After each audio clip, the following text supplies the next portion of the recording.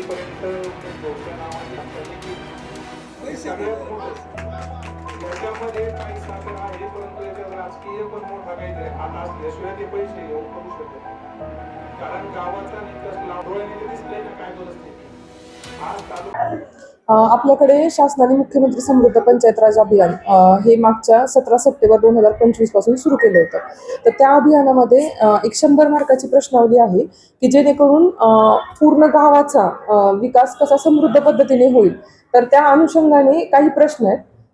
त्या ज्या आता समजा शाळा आहे, अंगणवाडी आहे, तर त्या फॅसिलिटीज तुमच्या गावामध्ये असतील तर किंवा तुम्ही त्याच्यावर काम केलं असेल तर तुम्ही त्यामध्ये तुमचा डेटा भरायचा, त्याचे प्रूफ द्यायचे आणि त्यानंतर जेव्हा स्वयंमूल्यांकन करू, स्वयंमूल्यांकन झाल्यानंतर इतर तालुक्यातल्या इतर जिल्ह्यातल्या ज्या BDOचे कमिटीज आहेत तर त्या इथे येतील, त्याचं मूल्यांकन करतील आणि जे त्यांनी प्रूफ्स अपलोड केलेले आहेत तर त्या पद्धतीने ते बघतील, क्रॉस चेक करतील आणि त्या अनुषंगाने मार्क देतील. तर वाघोली ग्रामस्थांचं म्हणणं असं आहे की त्यांचा क्रमांक पहिल्या 2 मध्ये आला नाही, तर त्याबद्दल त्यांना फेरमूल्यांकन करून हवं त्यासाठी. मी तो निर्णय माझ्या स्तरावर घेणं म्हणजे ते माझ्या अधिकारात नाही.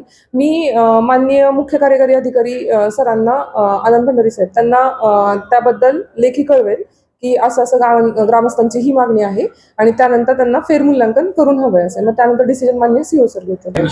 नाही, माझ्यापर्यंत विषय हा आलेला नाहीये आणि माझं हे म्हणणं आहे की जर समजा त्यांच्याकडे असं काही मागणी झाली होती तर त्यांनी त्यावेळेसच मला सांगायला पाहिजे होती ना. मी त्यावेळेसच ऍक्शन त्याच्यावर घेतली असती, ना की हे आता इथंपर्यंत आल्यानंतर त्यांनी हे बोलणं योग्य आहे.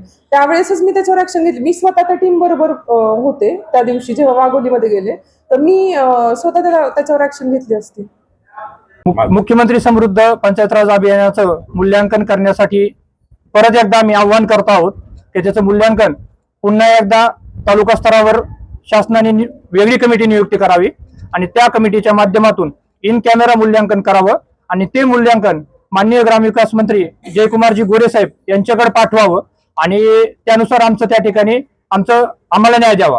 या पद्धतीनं मूल्यांकनामध्ये जर आमचं म्हणणं ऐकून घेतलं नाही प्रशासनाने आणि परत फेर मूल्यांकन झालं नाही तर आम्ही मोठ्या प्रमाणात आंदोलन 31 तारखेला चोंडी येथे मुख्यमंत्र्यांच्या उपस्थितीमध्ये होणाऱ्या कार्यक्रमामध्ये करणार आहोत आणि हे आंदोलन चोंडी येथे न थांबता आम्ही मंत्रालयापर्यंत आंदोलनाच्या पवित्र्यामध्ये राहणार आहोत.